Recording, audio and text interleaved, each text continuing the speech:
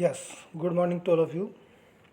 I am Kartar Chaudhary, lecturer, Government Polytechnic College, Ajmer. Today I start a lecture on characteristics of operational amplifier. There are two types of characteristics having operational amplifier. First one for ideal or perfect operational amplifier, and the second one is practical operational amplifier. Physically, the op-amp is same. Practically और ideally op-amp एक ही है, IC है, same IC use की जाती है, लेकिन theoretically या फिर आइडियली एनालिसिस करते हैं तो कुछ चीज़ें नेगलेक्ट कर दी जाती है, कुछ चीज़ें आइडियल मान ली जाती है।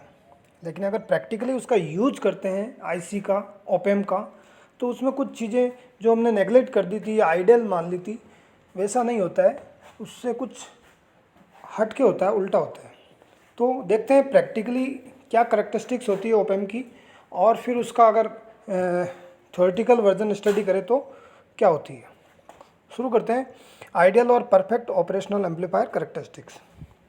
Ideally we know that input impedance of the op-amp is tends to infinity. उसका इनपुट इम्पिडेंस या इनपुट रेजिस्टेंस इनफाइनाइट होता है, वेरी वेरी हाई होता है। और सर्किट जैसा आप देख रहे हैं, इसमें इनपुट इम्पिडेंस को इनफाइनाइट बताया है, यानी ZI इक्वस टू इनफाइनाइट ओम। और अगर कोई रेजिस्टेंस इनफाइनाइट ओम है, दैट मीन्स उससे करंट पास ही नहीं हो सकती, इनफाइनाइट हर्डल्स डाल रहा है वो करंट के फ्लो में, तो वो as an open circuit behave करता है।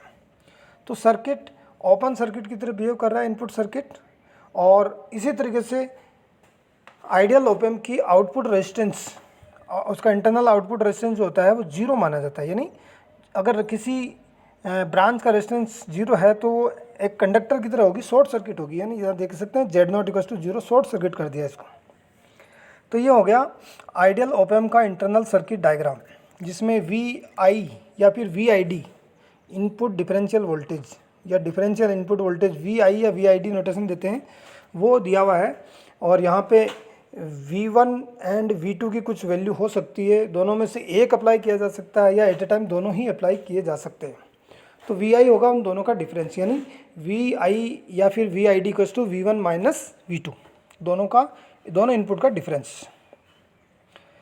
तो VID अप्लाई कर दिया है, इनपुट रेजिस्टेंस इनफाइनाइट है, यानी ओपन सर्किट की तरह बिहेव कर रहा है, आउटपुट रेजिस्टेंस जीरो होता है आइडियली। और इसके साथ साथ और क्या करेक्टरिस्टिक्स होती है, ओपन लूप op-amp का गेन, आइडियल op-amp का गेन ए जिसे नोटेशन दिया है, वो मैक्सिमम होता है, टेंस टू इनफाइनाइट होता है, इनफाइनाइट वोल्टेज गेन कहलाता है। यानी आइडियल op-amp का वोल्टेज गेन इनफाइनाइट होना चाहिए, आउटपुट रेजिस्टेंस जीरो होना चाहिए, इनपुट रेजिस्टेंस इनफाइनाइट होना चाहिए, और बैंडविड्थ इनफाइनाइट होनी चाहिए। बैंडविड्थ इनफाइनाइट होने का मतलब है कि सभी प्रकार के सिग्नल को ये एम्पलीफाई कर पाएगा। और आउटपुट रेजिस्टेंस Z0 अगर जीरो हुआ तो अगर लोड करंट में फ्लक्चुएशन होने पर भी आउटपुट वोल्टेज है वो कांस्टेंट बना रहेगा, उसमें कोई चेंजेस नहीं होंगे, मैक्सिमम आउटपुट वोल्टेज मिलेगा। इसी तरीके से अगर इनपुट रेजिस्टेंस इनफाइनाइट हुआ तो उसका ये फ़ायदा होगा कि कोई भी जो वोल्टेज सोर्स है जो इनपुट पर लगाते हैं उसको ड्राइव कर पाएगा, यानी किसी भी इनपुट पे op-amp काम कर पाएगा। इनपुट का मीनिंग यहाँ पे V1 एंड V2 से है, तो कोई भी वोल्टेज सोर्स उसको ड्राइव कर पाएगा अगर इनपुट रेजिस्टेंस इनफाइनाइट हुआ तो। इसी तरीके से नेक्स्ट जो इसकी करेक्टरिस्टिक्स है CMRR, common mode rejection ratio. ये उसकी एबिलिटी होती है कि CMRR कितना ज़्यादा है उतना ही वो नॉइज सिग्नल्स को सप्रेस कर पाएगा, इनपुट से रिजेक्ट कर पाएगा, एम्पलीफाई नहीं होने देगा, इनपुट टर्मिनल से उसको सप्रेस कर देगा due to the rejection capability via difference of input signal. Input का डिफरेंस करके फिर एम्पलीफाई करता है, तो जितना नॉइज सिग्नल्स दोनों इनपुट पे सुपर इम्पोज होगा, उन दोनों को वो एक दूसरे से माइनस करेगा, कैंसिल आउट करेगा। यानी CMRR अगर किसी op-amp का ज़्यादा है तो वो ज़्यादा एफिशिएंटली नॉइज सिग्नल को सप्रेस कर पाएगा, रिमूव कर पाएगा। यानी आइडियल op-amp का CMRR इनफाइनाइट होना चाहिए। इसी तरीके से स्ल्यू रेट का डायरेक्ट रिलेशनशिप उसके रेस्पॉन्ड से है। यानी इनपुट पे कुछ चेंज हुआ तो कितना जल्दी आउटपुट पे रिस्पॉन्ड करता है, that is slew rate. Input अगर स्टेप वोल्टेज चेंज होता है तो चेंज होते ही कितना टाइम डिले कम लेता है और आउटपुट को उसके अकॉर्डिंग चेंज करता है, दैट इज स्लू रेट। तो slew rate tends to infinite, ideal op amp की स्लू रेट इनफाइनाइट होती है। इसी तरीके से ऑफसेट वोल्टेज आउटपुट पे जीरो होता है, यानी जब इनपुट अप्लाई नहीं करे तो आउटपुट जीरो ही होना चाहिए। तो आइडियली ये मान के चलते हैं कि ऑफसेट वोल्टेज जीरो होता है ऑप एम्प का। और पावर सप्लाई रिजेक्शन रेशियो भी जीरो होता है, नॉइज भी आउटपुट पे आइडियली मानते हैं कि जीरो होती है। ये एक इंडेक्स भी बनी हुई है यहाँ, डीसी ओपन लूप गेन, यानी वही ए, यहाँ ए ऑल नोटेशन दे दिया है, बाकी ए ही होगा, ए ओपन लूप गेन। और यहाँ इनफाइनाइट होना चाहिए आइडल के केस में। प्रैक्टिकल के केस में इसने 100 dB दे दिया है।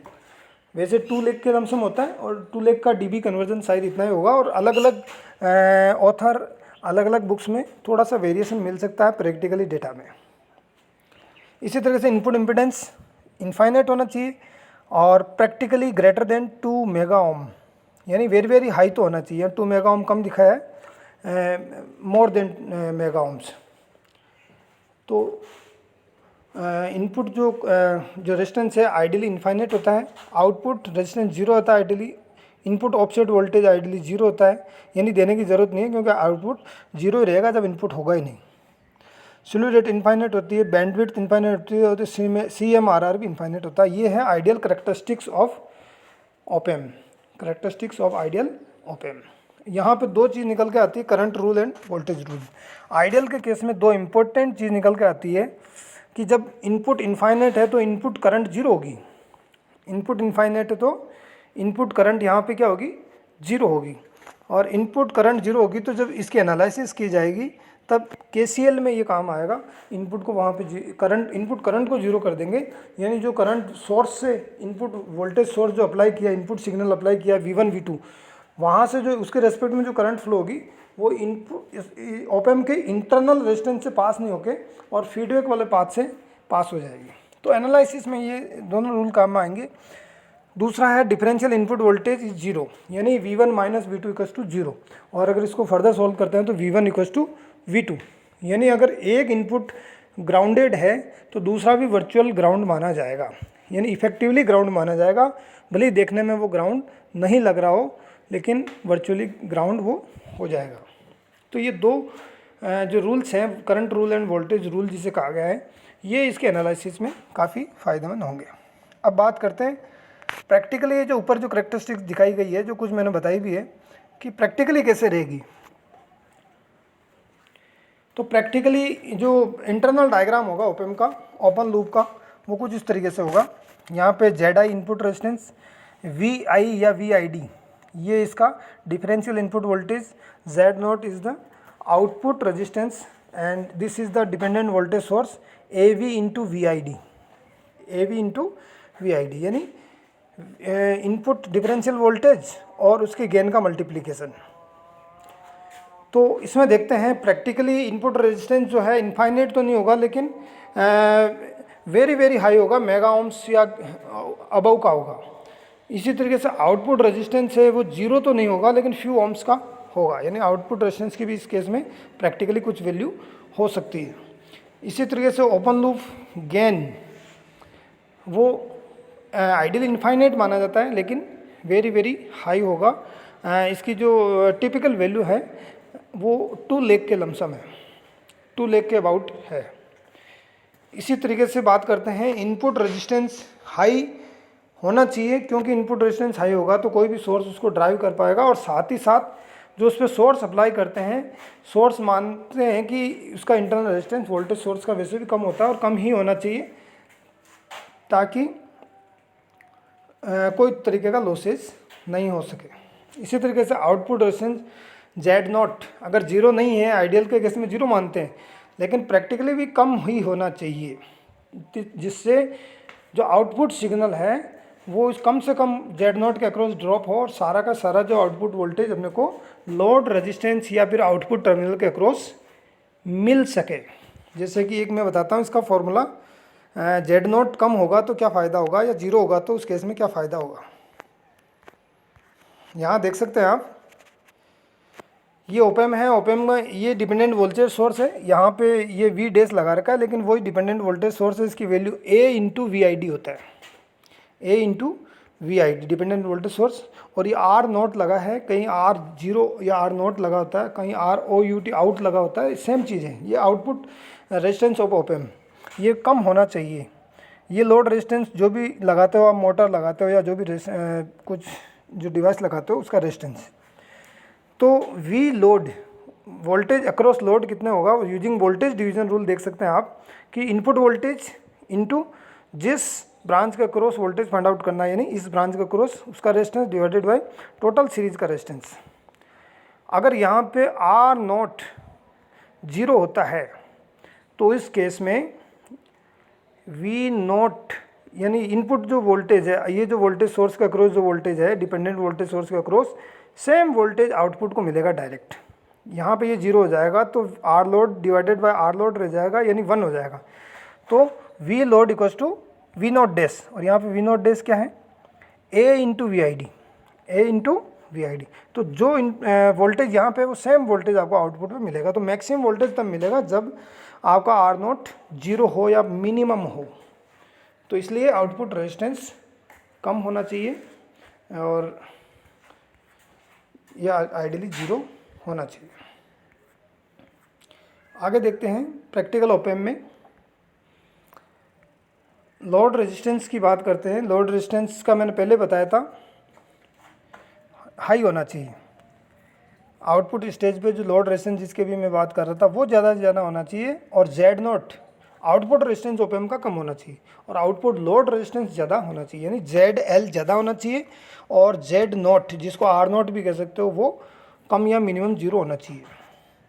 इसी तरीके से प्रैक्टिकल ओपेम का जो वोल्टेज गेन होता है वो हाई होना चाहिए एज पॉसिबल एज, और होता है। Output offset voltage ideally zero होता है, लेकिन प्रैक्टिकली ये पॉसिबल नहीं है, लेकिन इसकी वैल्यू जितनी मिनिमम हो उतना वो ओपेम अच्छा माना जाएगा। जिस ओपेम की ऑफसेट वैल्यू यानी जब इनपुट अप्लाई नहीं किया हो तब आउटपुट जीरो हो, ये कंडीशंस जितनी ट्रू हो रही है उतना ही ओपेम बेटर माना जाएगा। इसी तरीके से ऑपरेटिंग बैंडविड्थ जितनी ज़्यादा हो उतना ही ओपेम अच्छा माना जाएगा। CMRR जितना ज़्यादा हो उतना ही ओपेम अच्छा माना जाएगा। स्लू रेट जितनी अच्छी हो उतना ही ओपेम अच्छा माना जाएगा। तो ये है हुई प्रैक्टिकल कैरेक्टरिस्टिक्स ऑफ ओपेम। यहाँ पे नोट लिखा है 741 op-amp is most popular and practical operational amplifier. और भी मार्केट में बहुत सारी IC जाती है ऑपरेशनल एम्पलीफायर के लिए, लेकिन according to syllabus as well as most popular IC is 741। और दूसरा high input impedance and very small output impedance make 741 near ideal voltage amplifier. जो एक आइडियल ओपेम में होना चाहिए वो मीट करती है 741 IC, इसलिए इसका ज़्यादा यूज किया जाता है। Yes, these are specification. जो करेक्टरिस्टिक्स पड़ी है, टिपिकल वैल्यू क्या क्या होनी चाहिए ये देख सकते हैं यहाँ पे। Power supply required minimum 5 volt, can be up to 18 volt, यानी जो प्लस VCC और माइनस VEE अप्लाई करते हो आप ओपेम पे DC voltage source biasing purpose से या पावर सप्लाई पर्पज़ से उसको ऑपरेट करने के लिए, वो मिनिमम 5 वोल्ट हो सकती है और मैक्सिमम 18 वोल्ट तक हो सकती है। इनपुट इम्पिडेंस मेगा ओम की रेंज का, आउटपुट इम्पिडेंस फ्यू ओम्स की रेंज का, वोल्टेज गेन जैसा कि मैंने बताया 2 लेग के लमसम होता है, और इसी तरीके से maximum output current 20 milli ampere typical value बताई जा रही है। और इसी तरीके से आउटपुट लोड मैंने कहा थोड़ा ज़्यादा होना चाहिए, अच्छा होना चाहिए, ग्रेटर देन 2 किलो ओम, यानी किलो ओम से ज़्यादा की रेंज का होना चाहिए, किलो ओम की रेंज का होना चाहिए। इनपुट ऑफसेट वोल्टेज कम से कम होना चाहिए और स्लू रेट अच्छी होनी चाहिए। ऑपरेशनल एम्पलीफायर का फ्रिक्वेंसी वर्सेस गेन जो रिस्पॉन्स होता है वो इस तरीके से है। जब ओपन लूप हो तो मैक्सिमम गेन मिलेगा, ओपन लूप के केस में मैक्सिमम लूप मिलेगा, गेन मिलेगा।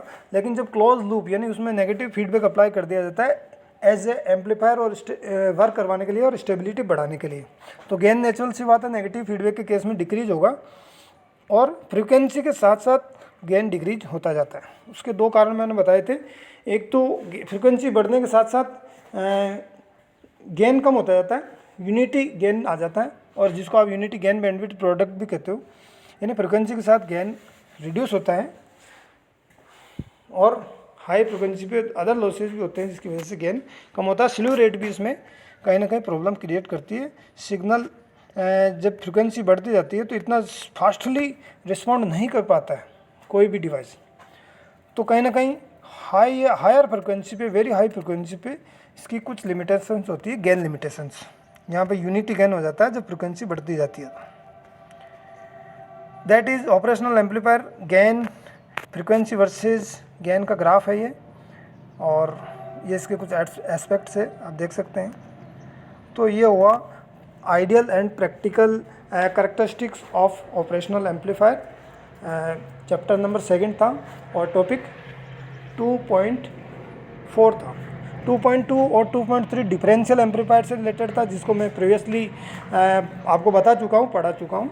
उसको आप वहाँ से देखें और फिर ऑप-एम्प को शुरू करें तो बेटर रहेगा। Differential amplifier using common emitter transmitter, तो ये टॉपिक 2.2 और 2.3 पहले पढ़े फिर ऑप-एम्प शुरू करें, because differential amplifier he op-amp का बेसिक बिल्डिंग ब्लॉक होता है। Thank you very much. Op-amp की समरी देख सकते हैं।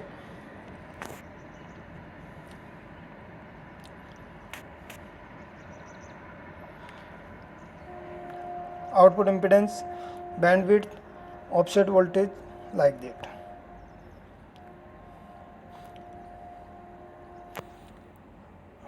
Okay, thank you very much.